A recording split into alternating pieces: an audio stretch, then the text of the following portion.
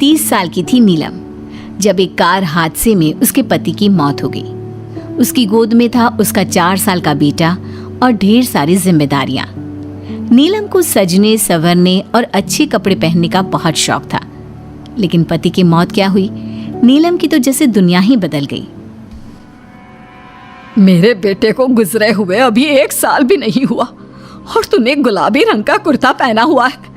तुझे अपने पति के जाने का जरा भी गम नहीं है क्या? ऐसी बात नहीं है मम्मी जी, लेकिन पूरी जिंदगी सिर्फ रोकर तो नहीं गुजारी जा सकती ना। तो क्या करेगी? पार्टियां मनाएगी? अरे एक तो मेरा बेटा मर गया, तुम्हें कोई फर्क ही नहीं पड़ता। मम्मी जी, मेरा भी पति गया है और इस बात से मुझे कितना फर्क पड़ता है मैं आपको बता भी नहीं सकती। लेकिन अगर मैं रोती हूँ तो मेरा 4 साल का बेटा बहुत रोता है, अपने पापा को याद करता रहता है। उसे दिखाने के लिए ही सही मेरा ठीक से रहना बहुत ज़रूरी है। कुछ दिनों के बाद, मम्मी जी मैं नौकरी करना चाहती हूँ। लेकिन उसकी क्या ज़रूरत है? यहाँ घर में रह रहकर मेरा दम घुटता है। पूरा दिन मुझे अपने पति की याद आती है। कुछ देर के लिए ही सही घर से बाहर जाऊंगी तो शायद कुछ अच्छा लगे।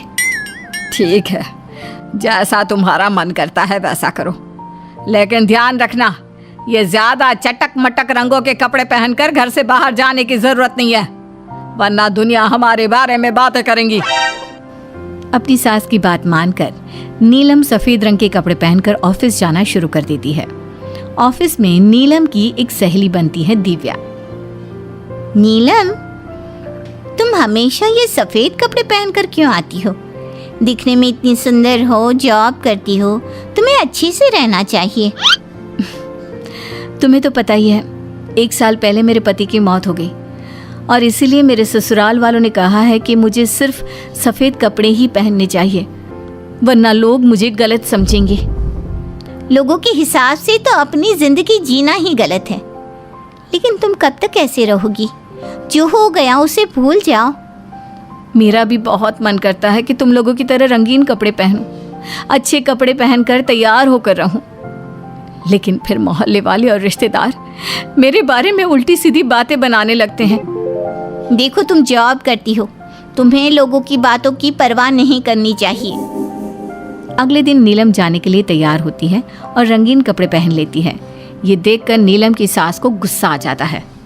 देखो बहू, तुम्हें समझाया था ना, अब तुम विधवा हो, तुम्हें ऐसे रंगीन कपड़े नहीं पहनने चाहिए। मम्मी जी, अगर मेरे पति की मौत हो गई तो इसमें मेरी क्या गलती? और सफेद कपड़े पहनने से आखिर क्या हो जाएगा? क्यों नहीं पहन सकती मैं रंगीन कपड़े? क्योंकि सफेद रंग विधवाओं के लिए बना है और तुम्हें रंगीन कपड़े पहनने का अब कोई हक नहीं है। तभी वहां पर नीलम की सहेली दिव्या आ जाती है। वो नीलम की सास की सारी बातें सुन लेती है। आंटी जी, विधवा होने का मतलब ये तो नहीं कि इंसान अपनी जिंदगी जीना छोड़ दे और रंगीन कपड़े पहन लेने से क्या हो जाएगा। एक विधवा लड़की बाकी के सारे काम तो करती है ना, खाना खाती है, घर के काम करती है, फिर रंगीन कपड़े क्यों नहीं पहन सकती? वो इसलिए ताकि विधवा होने के बाद किसी दूसरे आदमी की नजर में ना आए। अरे रंगीन कपड़े पहनेगी तो सुंदर लगेगी, फिर कल को आकर कहेगी मुझे दूसरी शादी करनी है, तब हम क्या करेंगे? हाँ तो ठीक है ना, इसमें गलत क्या है? एक विधवा को अपनी जिंदगी जीने का पूरा अधिकार होता है, नीलम को भी है। चलो नीलम, तुम यही कपड़े पहनकर मेरे साथ चलो। नीलम रंगीन कपड़े पहनकर अपनी सहेली दिव्या के साथ ऑफिस चली जाती है। कुछ इसी तरह दिन बीतने लगते हैं, लेकिन अब पति के जाने के बाद नीलम बहुत उदास रहने लगी थी। क्या बात है, तुम इतनी उदास क्यों रहती हो? देखो, नए दोस्त बनाने चाहिए, लोगों से बात करनी चाहिए। तुमने देखा ना, कितनी मुश्किल से सफेद रंग के कपड़ों से मुक्ति मिली है, और अब रंगीन कपड़े पहनूंगी, दोस्त बनाऊंगी तो समाज मुझे वैसे ही जीने नहीं देगा। इस मामले में तुम्हें समाज की परवाह नहीं करनी चाहिए नीलम। लोगों का काम क्या है? बातें बनाना ही तो है। कुछ दिनों के बाद नीलम के ऑफिस में एक लड़का आता है। उसका नाम अमर था। वो धीरे धीरे नीलम को पसंद करने लगता है और एक दिन वो नीलम से कहता है, नीलम, तुम मुझे बहुत अच्छी लगती हो, मैं तुमसे शादी करना चाहता हूँ। लेकिन अमर, मैं एक विधवा हूँ और मेरा 4 साल का एक बच्चा भी है। मैं तुमसे शादी नहीं कर सकती। मुझे तुम्हारे विधवा होने से कोई फर्क नहीं पड़ता। मुझे तुम एक अच्छी इंसान लगी और इसीलिए मुझे तुमसे शादी करनी है। लेकिन मुझे मेरी फैमिली से इस बात की परमिशन कभी नहीं मिलेगी। तुम उसकी चिंता मत करो, मैं तुम्हारे घर आकर बात करूंगा। कुछ दिनों के बाद अमर नीलम के घर पहुंचता है। नमस्ते आंटी जी, मैं अमर हूँ। मैं आपकी बहू नीलम से शादी करना चाहता हूँ। मुझे तो पहले से पता था। पहले तूने विधवा वाला सफेद रंग छोड़कर ये रंग बिरंगी कपड़े पहनने शुरू किए और अब तेरा चक्कर भी चल रहा है। नहीं मम्मी जी, आप गलत समझ रही हैं। मैंने ऐसा कुछ नहीं किया। अगर ऐसा कुछ नहीं किया तो फिर कौन है ये लड़का, और यहाँ हमारे घर तेरे साथ शादी करने की बात करने क्यों आया है? आप नीलम को गलत समझ रही हैं। मैं नीलम को पसंद करता हूँ और उससे शादी करना चाहता हूँ। उसने मुझसे कभी ऐसा नहीं कहा। चले जाओ हमारे घर से। हमारे यहाँ पर विधवा बहुओं की शादियाँ नहीं करवाई जाती। समझ में आई बात? अमर वहाँ से चला जाता है और नीलम की सास उसे बहुत उल्टा सीधा सुनाती है। कुछ दिनों के बाद पड़ोस में एक शादी होती है। वहाँ पर सारी औरतें तैयार होकर आती हैं। नीलम की सास भी उसे वहाँ पर चलने के लिए कहती है। नीलम सफ़ेद रंग के कपड़े पहनकर अपनी सास के साथ वहाँ पर जाती है, क्योंकि ऐसा उसकी सास ने कहा था।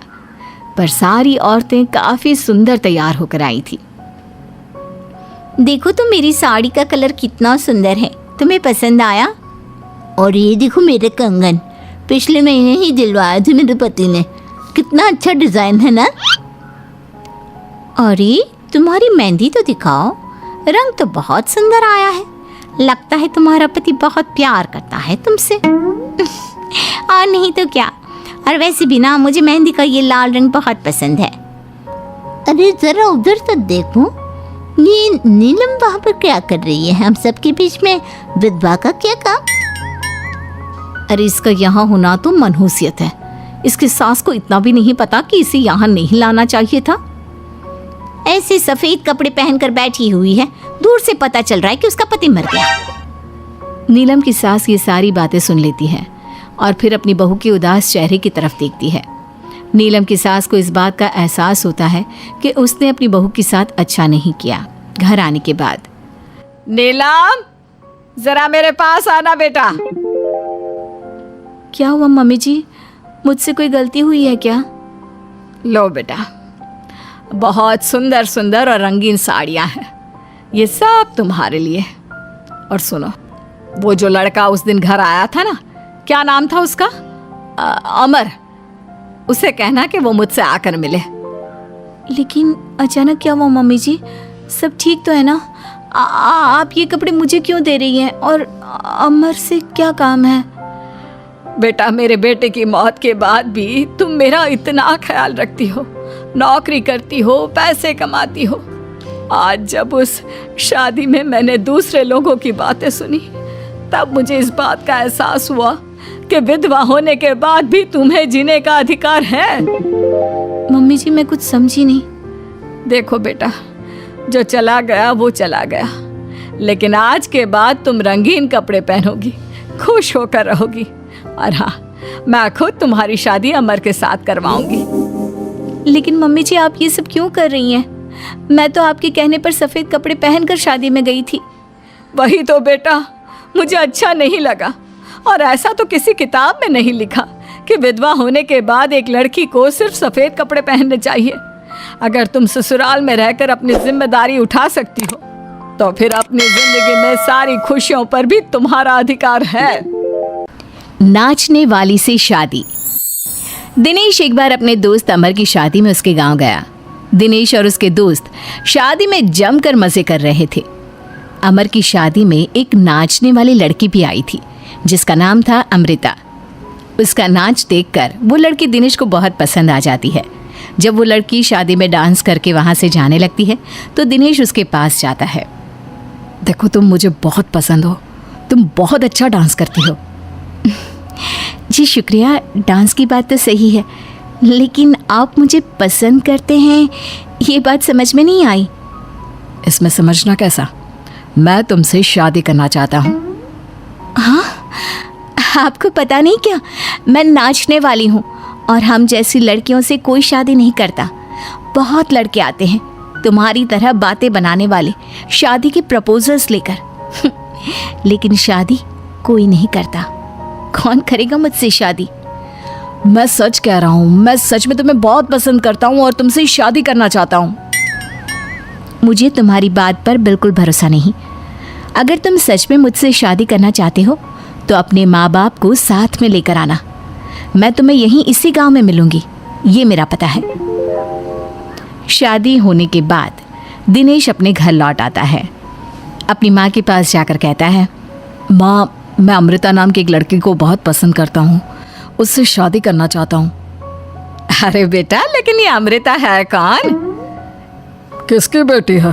कैसा घर बार है? कुछ बताओ भी, बस सीधे आकर शादी की बात कर रहे हो। वो क्या है ना, वो लड़की एक नाचने वाली लड़की है। मेरे दोस्त अमर की शादी में मैंने उसे नाचते हुए देखा था। क्या? नाचने वाली लड़की? नहीं नहीं नहीं, नाचने वाली लड़की को हम अपने घर की बहू नहीं बना सकते। लेकिन माँ, मैंने उससे वादा किया है, मैं उसी से शादी करूँगा।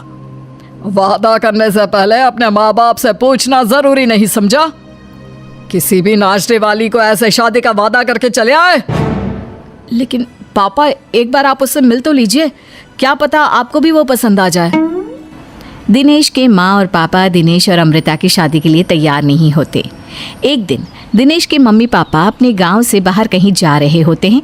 तभी अचानक से एक गाड़ी वाला दिनेश के पापा के स्कूटर को टक्कर मारकर चला जाता है। दिनेश के मम्मी और पापा दोनों सड़क पर घायल होकर गिर जाते हैं। तभी वहाँ अमृता आती है। अरे अंकल आंटी, आपको तो बहुत चोट लगी है, चलिए मैं आपको हॉस्पिटल लेकर जाती हूँ। अमृता दिनेश की मम्मी और पापा को हॉस्पिटल में एडमिट करवा देती है और उनका ख्याल रखती है। जब दिनेश हॉस्पिटल पहुँचता है, अमृता, तुम यहाँ क्या कर रही हो? तो क्या ये तुम्हारे मम्मी पापा हैं? वहाँ सड़क पर उनका एक्सीडेंट हो गया था, इसलिए मैं यहाँ हॉस्पिटल में लेकर आ गई। क्या ये वही लड़की है बेटा जो तुम्हें पसंद थी? हाँ माँ, यही तो है अमृता, जिसके बारे में मैंने आपसे बात की थी। हमारी सोच गलत थी। ये लड़की तो बहुत अच्छी है और हम तुम्हारी इससे शादी करवाने के लिए अब बिल्कुल तैयार हैं। उसके बाद दिनेश और अमृता की शादी हो जाती है। अमृता एक नाचने वाली थी और इसलिए वो किसी भी तरह की आवाज़ पर नाचना शुरू कर देती। एक दिन जब वो किचन में खाना बनाते वक्त झूम झूम कर नाच रही थी। अरे बहू, तुम यहाँ किचन में खड़ी होकर डांस क्यों कर रही हो? यहाँ कौन सा गाना बज रहा है? मम्मी जी, वो कुकर की सीटी का म्यूजिक है ना, बस उसी पर डांस कर रही थी। आप भी सुनिए ना, कितना अच्छा म्यूजिक है। अरे अब कुकर की सीटी पर कौन डांस करता है? अजीब नाचने वाली बहू मिली है। माना दिल की अच्छी है, लेकिन कुकर की सीटी पर भी नाचती है। भगवान भला करे। कुछ दिनों बाद दिनेश के पड़ोस वाले घर में कंस्ट्रक्शन का काम चल रहा था और सारा दिन मजदूरों के हथौड़े चलाने की आवाज़ आती रहती। उस आवाज़ की वजह से अमृता घर का सारा काम छोड़कर डांस करती रहती। ये देखकर दिनेश के पापा कहते हैं, बेटा, तुम नाचने वाली बहू तो ले आए, लेकिन ये तो हथौड़ों की आवाज़ पर भी डांस करती है। और बेटा अपने घर का काम बिल्कुल छोड़ दिया है, सारा दिन बस मजदूरों के औजारों की आवाज़ पर डांस करती रहती है। कल मैंने एक गिलास पानी मांगा था तो मुझसे कहती है, पापा बाद में देती हूँ, अभी तो डांस कर रही हूँ मैं, डिस्टर्ब मत करो। माँ पापा, आपकी बात सही है। अमृता के ऊपर तो डांस करने का नशा कुछ ज़्यादा ही सवार हो गया है। लगता है इसके पुराने काम का भूत इसके सिर में फिर से घुस गया है। अरे लेकिन बेटा, हम क्या करें? अब ये पूरा दिन इसी तरह नाचती रहेगी तो कुछ अजीब नहीं लगेगा? एक दिन दिनेश और उसका परिवार जंगल में पिकनिक मनाने जाने का प्लान करता है। दिनेश, उसकी पत्नी अमृता और माँ बाप चारों मिलकर जंगल में पिकनिक मनाने पहुंच जाते हैं। लेकिन तभी वहां पर जंगल के लोग उन्हें घेर लेते हैं। अरे क्या मुसीबत है ये? कौन है ये लोग? ये तो हमें जिंदा जलाकर खा जाएंगे, अब हमें कौन बचाएगा? सही कहती हो माँ, ये तो जंगली लोग हैं, ये हमें जिंदा नहीं छोड़ने वाले। अरे डरने से बेहतर होगा कि हम अपने आप को बचाने का कोई उपाय सोचें। तुम्हारा क्या है, तुम तो नाचने लग जाओगी। तुम्हारा दिमाग भी काम करता है और तुम्हारे तो पैर भी काम करते हैं। अरे माँ, ये लड़ने का वक्त नहीं है, हमें कुछ सोचना पड़ेगा। अब सोचने से कुछ नहीं होने वाला, ये जंगल के लोग हमें पका कर खा जाएंगे। वो जंगली लोग दिनेश और उसके परिवार के हाथ पैर बांधकर उन्हें मारने की तैयारी करने लगते हैं, लेकिन उससे पहले वो आग जलाकर जोर शोर से नाचते हैं। उन्हें नाचता देखकर अमृता के अंदर की नर्तकी भी बाहर आ जाती है और वो पेड़ से बंधे बंधे ही जोर जोर से अपने पैरों से ठुमके लगाने लगती है। तभी एक जंगली बोल पड़ता है, लड़की, तुम यहाँ पेड़ से बंधे बंधे क्यों नाच रही हो? क्योंकि मुझे तुम जंगलियों से ज्यादा अच्छा डांस करना आता है। अरे जाओ जाओ, हम जितनी तेज डांस करते हैं उतना तो तुम कर ही नहीं सकती। लगा लो शर्त। अच्छा ठीक है, लगी शर्त। अगर तुमने हमसे ज्यादा अच्छा और तेज डांस किया तो हम तुम्हारे परिवार को जिंदा छोड़ देंगे। और अगर तुम हार गई तो हम तुम सबको जिंदा जलाकर खा जाएंगे। अच्छा ठीक है, मुझे तुम्हारी शर्त मंजूर है। अब बजाओ तुम्हारा जंगली ढोल, देखते हैं कौन कितना डांस करता है।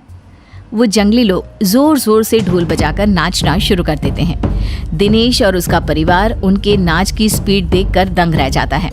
अमृता भी उनके साथ बराबर से नाचने की कोशिश कर रही थी। धीरे धीरे अमृता ने अपने डांस की स्पीड को कम कर दिया। क्या हुआ, हवा निकल गई तुम्हारी? बढ़िया है हमसे जीतने वाली। बस 1 मिनट रुक जाओ, तुमको तो मैं अभी बताती हूँ। अब तक अमृता धीरे धीरे नाच रही थी ताकि वो सारे जंगली थक जाए और अमृता बाद में जोर जोर से डांस करके उन्हें हरा दे। और ऐसा ही हुआ। अमृता ने अब तेज स्पीड से नाचना शुरू कर दिया। सारे जंगली अब तक थक चुके थे। देखा, अब पता चला कौन ज्यादा अच्छा और तेज नाच सकता है। हाँ हाँ, तुम ही हमसे ज्यादा अच्छा और तेज डांस करती हो। हमने मान लिया, बहुत थक गए, बस भी करो। अरे अभी कहाँ से बस करो, तुम कहो तो मैं दिन रात लगातार नाच सकती हूँ। हम तुम्हारे आगे हार मानते हैं। तुम अपने परिवार को लेकर यहाँ से चली जाओ। देखा माँ, आज नाचने वाली बहू ने हम सबकी जान बचा ली। Yeah.